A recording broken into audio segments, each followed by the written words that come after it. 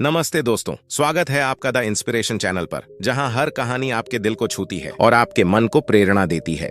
आज हम लेकर आए हैं एक ऐसी कहानी जो आपको सिखाएगी कि सच्ची संपत्ति धन में नहीं बल्कि कृतज्ञता और सच्चाई में है। सुनहरे पंखों का रहस्य, एक जादुई मोर, एक लालची मन और एक परिवार की प्रेरक यात्रा की कहानी है। तो तैयार हो जाइए एक ऐसी कहानी के लिए जो आपको सोचने पर मजबूर कर देगी कि असली अमीरी क्या है। चलिए शुरू करते हैं। और हाँ, अगर आपको यह कहानी पसंद आए तो लाइक, कमेंट और सब्सक्राइब करना ना भूलें। एक छोटा सा गांव था जिसका नाम था सूरजपुर। यह गांव अपनी हरियाली, फूलों से भरे बगीचों और एक नीले तालाब के लिए जाना जाता था, जिसके किनारे एक विशाल बरगद का पेड़ खड़ा था। उस पेड़ की सबसे ऊंची डाल पर एक मोर रहता था, जिसके पंख सुनहरे थे। ये पंख सूरज की किरणों में चमकते मानो स्वर्ग से उतरे हों।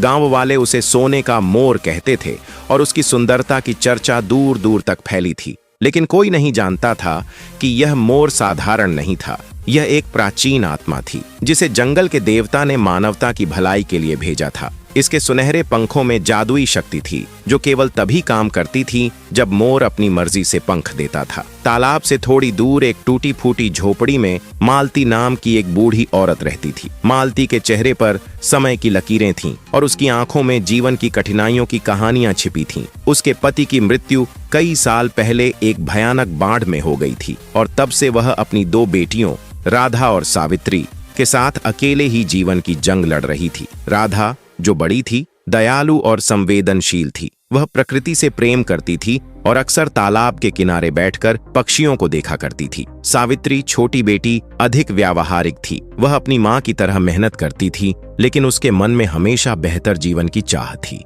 मालती दिन रात मेहनत करती थी। वह गांव में बर्तन मांजती, कपड़े धोती और कभी कभी जंगल से लकड़ियां बीन कर बेचती थी। लेकिन उसकी कमाई इतनी कम थी कि तीनों का पेट भरना मुश्किल था। बरगद के पेड़ पर बैठा मोर हर दिन मालती की मेहनत को देखता था।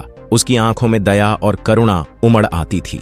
एक दिन जब सूरज ढल रहा था और तालाब की सतह पर सुनहरी किरणें नाच रही थीं, मोर ने सोचा, यह बूढ़ी औरत इतनी मेहनत करती है, फिर भी उसे सुख नहीं मिलता। शायद मैं उसकी मदद कर सकता हूँ। मोर ने अपने सुनहरे पंखों में से एक पंख निकाला। वह पंख इतना सुंदर था कि उसे देखकर कोई भी मंत्रमुग्ध हो जाए। उसने सोचा, अगर यह पंख मालती को दे दूं तो वह इसे बाजार में बेचकर अपने परिवार के लिए बेहतर जीवन बना सकती है।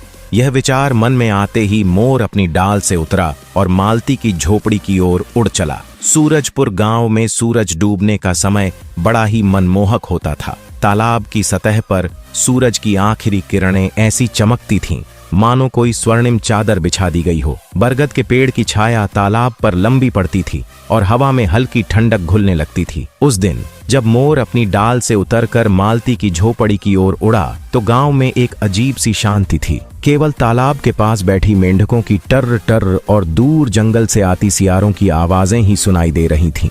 मालती उस समय अपनी झोपड़ी के बाहर बैठी थी। उसके हाथों में एक पुराना लकड़ी का डंडा था, जिससे वह आंगन में बिखरी सूखी पत्तियों को इकट्ठा कर रही थी। उसका चेहरा थकान से भरा था, लेकिन उसकी आंखों में एक अजीब सी जिद थी। वह जानती थी कि अगर वह रुकी तो उसकी बेटियां भूखी सो जाएंगी। राधा और सावित्री झोपड़ी के भीतर थीं। राधा एक पुरानी साड़ी की सिलाई कर रही थी, जबकि सावित्री चूल्हे पर एक सादी सी खिचड़ी पका रही थी।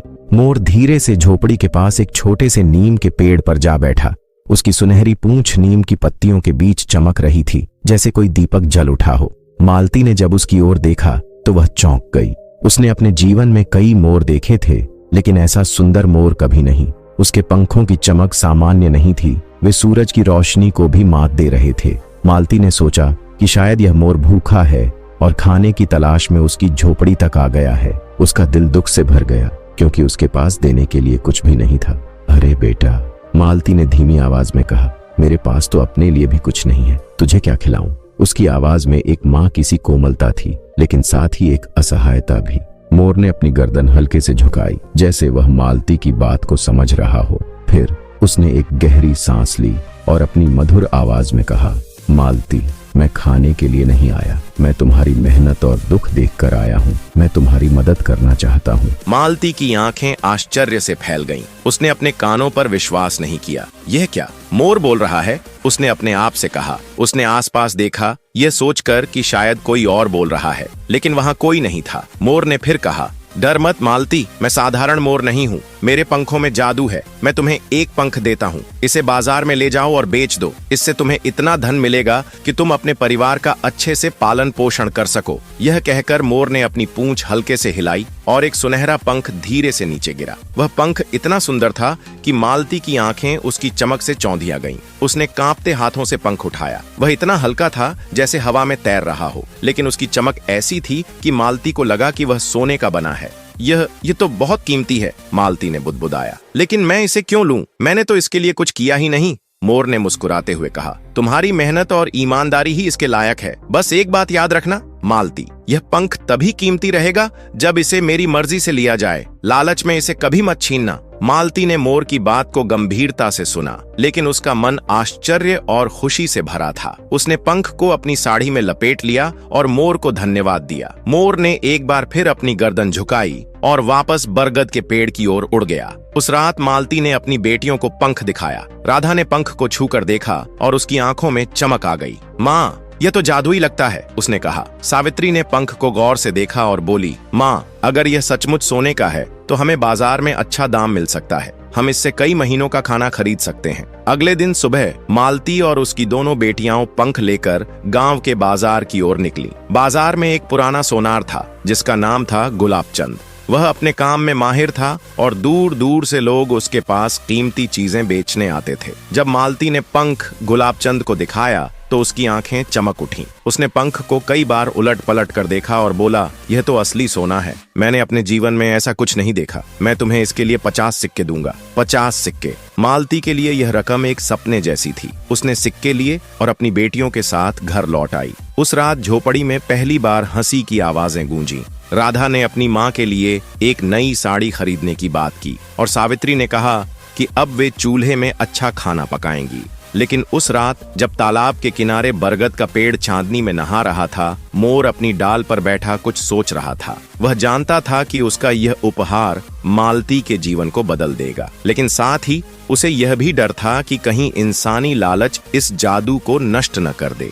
सूरजपुर गांव में उस दिन एक अजीब सी हलचल थी। मालती की झोपड़ी, जो पहले गांव वालों की नजरों में एक टूटी फूटी गरीब बस्ती थी, अब चर्चा का केंद्र बन चुकी थी। 50 सिक्कों की बात गांव में आग की तरह फैल गई थी। गुलाबचंद सोनार ने अपने दुकान पर आने वाले हर ग्राहक को उस सुनहरे पंख की कहानी सुनाई। कुछ लोग कहते कि यह कोई जादुई पक्षी है, तो कुछ इसे पुरानी लोक कथाओं से जोड़ते, जिनमें जंगल के देवता द्वारा भेजे गए प्राणियों की बातें थीं।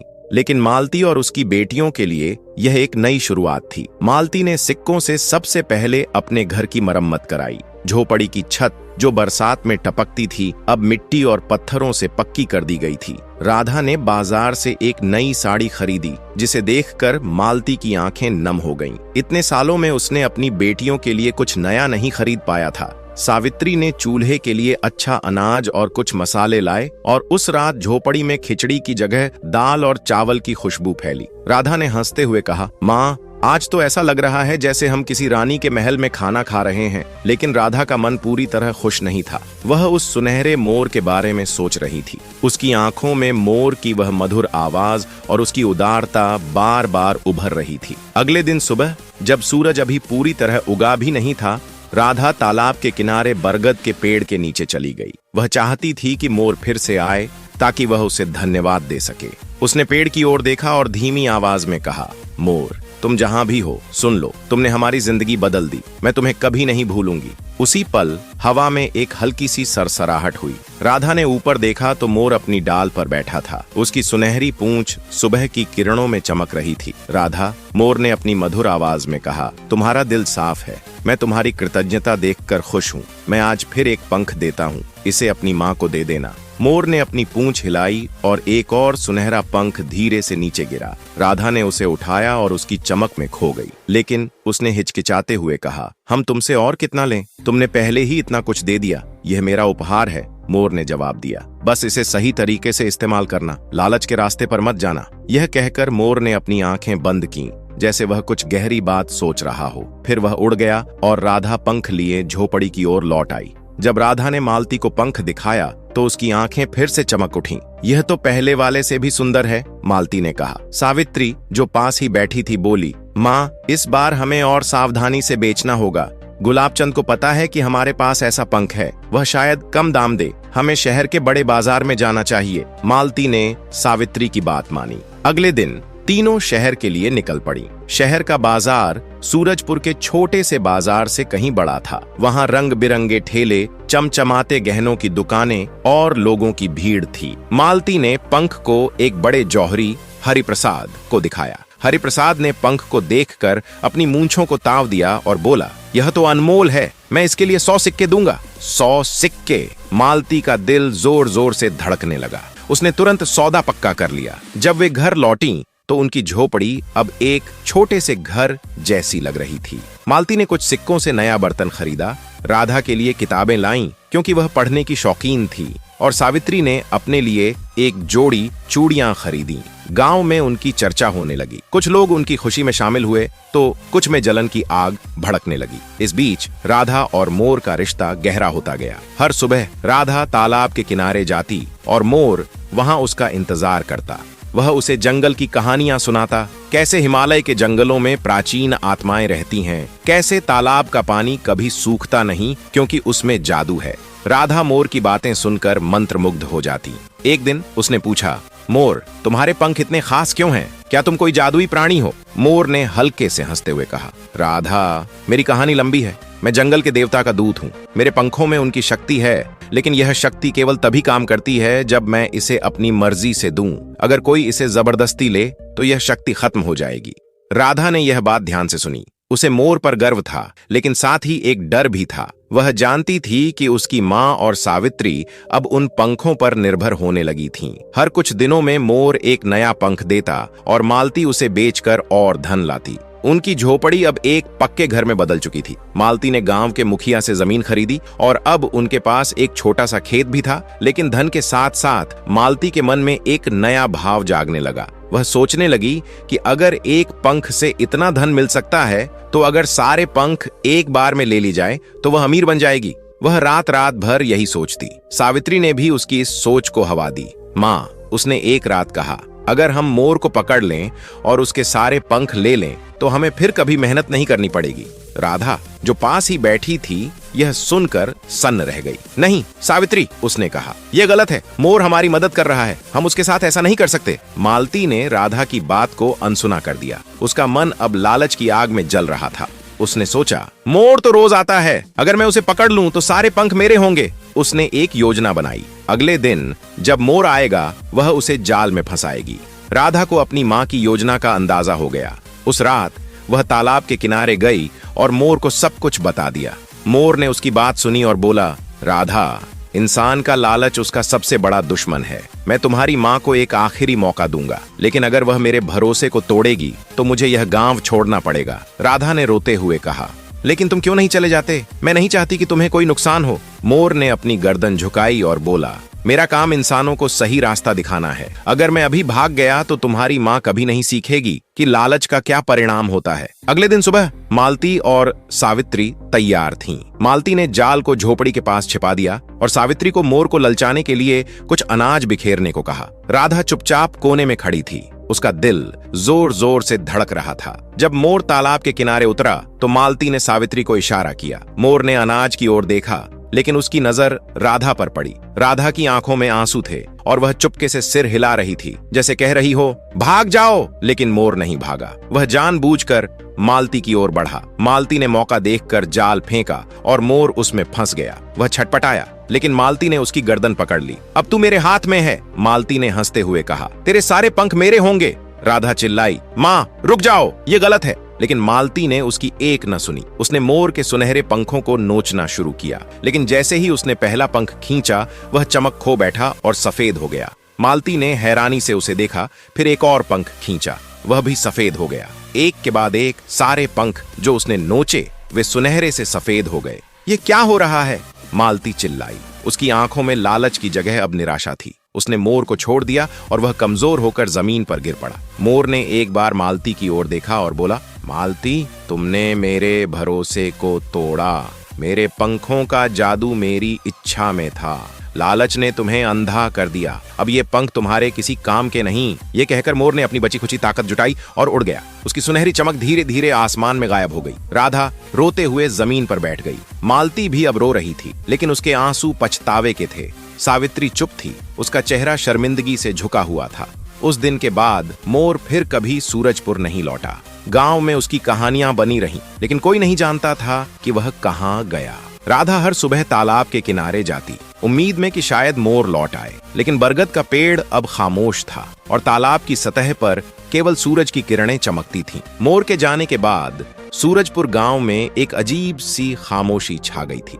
तालाब के किनारे का बरगद का पेड़, जो पहले मोर की सुनहरी चमक से जीवंत रहता था, अब सूना और उदास लगता था। तालाब की सतह पर सूरज की किरणें अब भी चमकती थीं, लेकिन राधा को उस चमक में अब वह जादू नहीं दिखता था। हर सुबह वह तालाब के किनारे जाती, बरगद की डालों की ओर देखती और मन ही मन मोर को पुकारती। कहां चले गए तुम? वह धीमी आवाज में बुदबुदाती, लेकिन जवाब में केवल हवा की सरसराहट और मेंढकों की टर टर ही सुनाई देती थी। मालती की झोपड़ी, जो अब एक पक्का मकान बन चुकी थी, अब भी गांव वालों की नजरों में थी, लेकिन अब उनकी चर्चा का स्वर बदल गया था। कुछ लोग कहते, मालती ने उस जादुई मोर को भगा दिया, अब उसकी किस्मत फिर से पलट जाएगी। कुछ लोग मालती के लालच की कहानियां बनाकर गांव में फैलाने लगे। मालती को यह सब सुनकर गुस्सा तो आता, लेकिन उसका मन पछतावे से भरा था। वह रात रात भर उन सफेद पंखों को देखती, जो अब किसी साधारण मोर के पंखों जैसे लगते थे। उसने उन्हें बाजार में बेचने की कोशिश की, लेकिन गुलाबचंद ने हंसते हुए कहा, मालती, ये तो साधारण पंख हैं, इनका कोई दाम नहीं। सावित्री, जो पहले अपनी मां की लालची योजना का समर्थन करती थी, अब चुप रहने लगी थी। उसे अपनी गलती का एहसास हो रहा था। वह राधा से नजरें नहीं मिला पाती थीं। राधा की उदास आंखें उसे हर बार उसकी गलती की याद दिलाती थीं।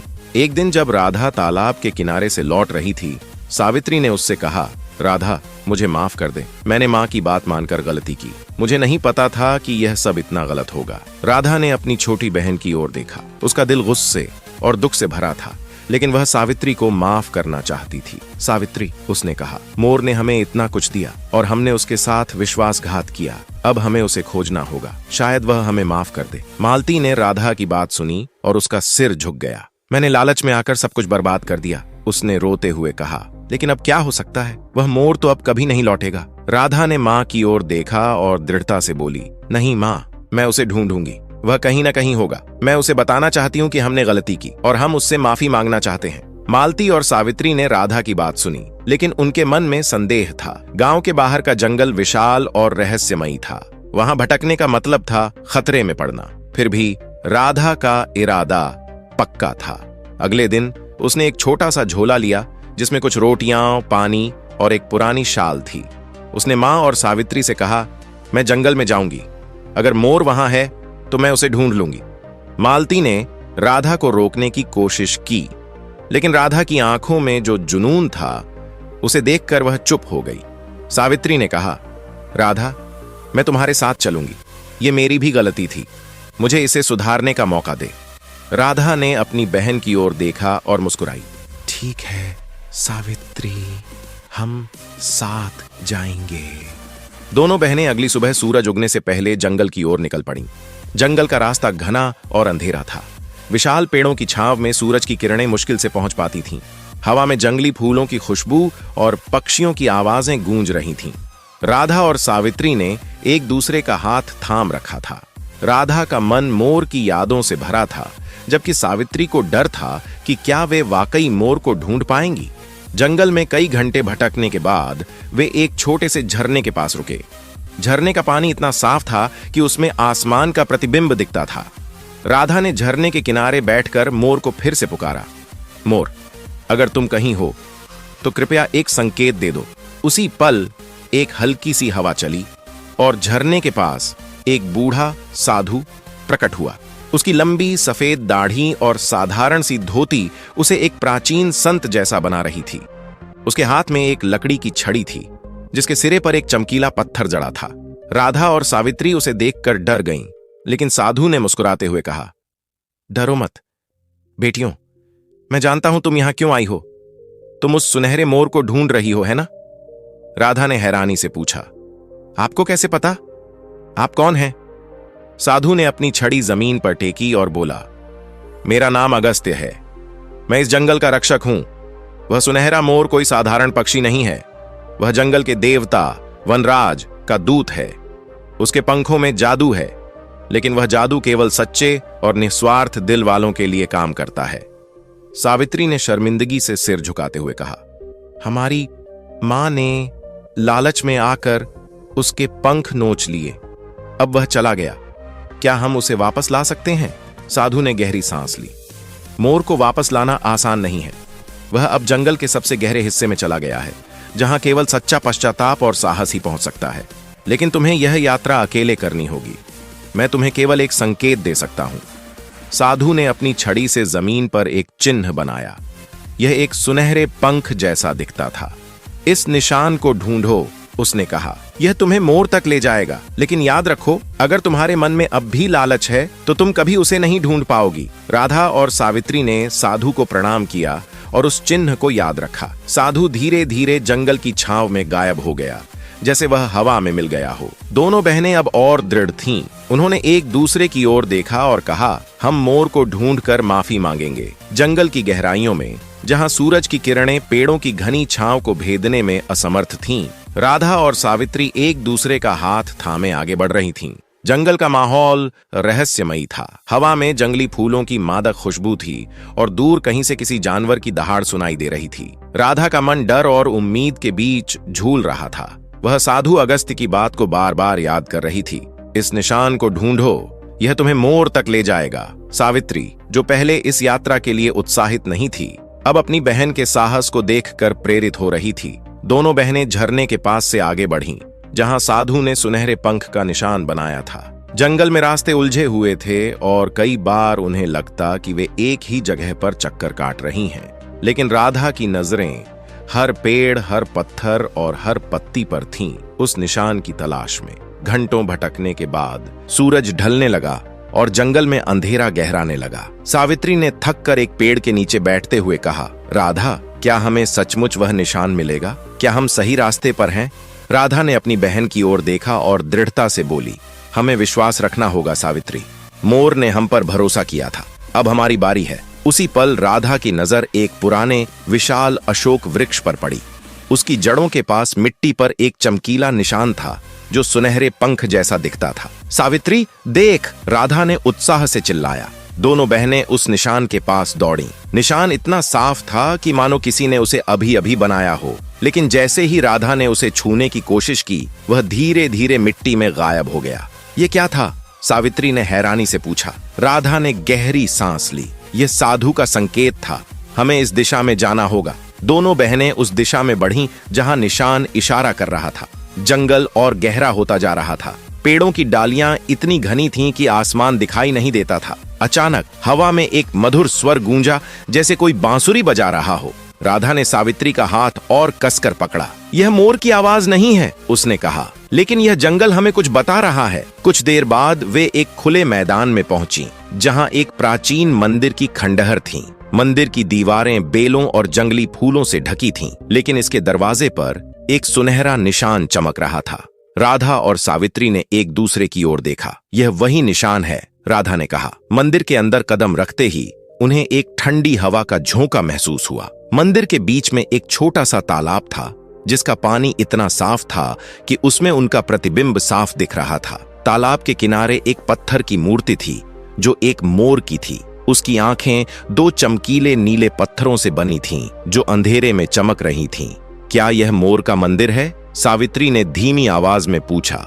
उसी पल साधु अगस्त्य फिर से प्रकट हुए। उनकी आंखों में एक रहस्यमयी चमक थी। तुम सही जगह पर पहुंच गई हो बेटियों, उन्होंने कहा। यह मंदिर जंगल के देवता वनराज को समर्पित है। सुनहरा मोर उनका दूत है, लेकिन तुम्हारी यात्रा अभी पूरी नहीं हुई है। राधा ने साधु की ओर देखकर पूछा, हमें मोर कहाँ मिलेगा? हम उससे माफी मांगना चाहते हैं। साधु ने अपनी छड़ी से तालाब की ओर इशारा किया। इस तालाब का पानी जंगल का रहस्य है। अगर तुम्हारा दिल सच्चा है तो यह तुम्हें मोर तक ले जाएगा। लेकिन सावधान, इस रास्ते पर केवल वही जा सकता है जिसके मन में लालच नहीं है। राधा और सावित्री ने एक दूसरे की ओर देखा। सावित्री ने हिचकिचाते हुए कहा, राधा, मुझे डर लग रहा है। मैंने माँ के साथ मिलकर गलती की थी। क्या यह तालाब मुझे स्वीकार करेगा? राधा ने अपनी बहन का हाथ थामा और बोली, सावित्री, तुमने अपनी गलती मानी, यही तुम्हारी ताकत है। चलो हम साथ में कोशिश करेंगे। दोनों बहनें तालाब के किनारे गईं और उसमें अपने पैर डुबोए। जैसे ही उन्होंने ऐसा किया, तालाब का पानी चमकने लगा। एक सुनहरी रोशनी चारों ओर फैल गई और मंदिर की दीवारों पर सुनहरे पंखों के निशान उभरने लगे। अचानक दोनों बहनों को लगा जैसे वे हवा में तैर रही हों। जब उन्होंने आंखें खोलीं, तो वे एक अजीब से स्थान पर थीं।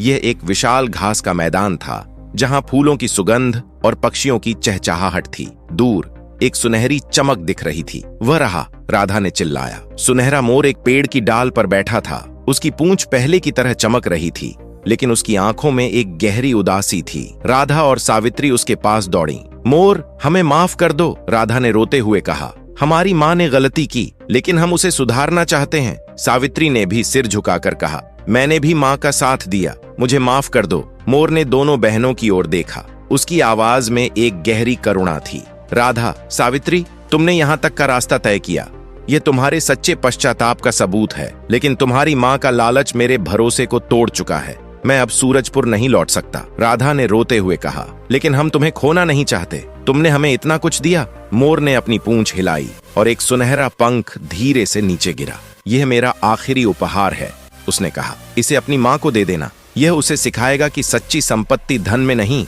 बल्कि दिल की शुद्धता में है। उसी पल सुनहरी रोशनी फिर से चमकी और राधा सावित्री खुद को मंदिर के तालाब के किनारे पाया। उनके हाथ में वह सुनहरा पंख था। साधु अगस्त्य वहां खड़े मुस्कुरा रहे थे। जाओ बेटियों, उन्होंने कहा, अब तुम्हारा काम पूरा हुआ। अब राधा हर सुबह तालाब के किनारे जाती और बरगद की डालों की ओर देखती। उसे यकीन था कि मोर या शायद वनराज का दूत अभी भी उन्हें देख रहा है। एक दिन जब वह तालाब के किनारे बैठी थी, हवा में एक हल्की सी सरसराहट हुई। उसने ऊपर देखा और एक सुनहरा पंख धीरे से उसके सामने गिरा। राधा ने उसे उठाया और मुस्कुराई।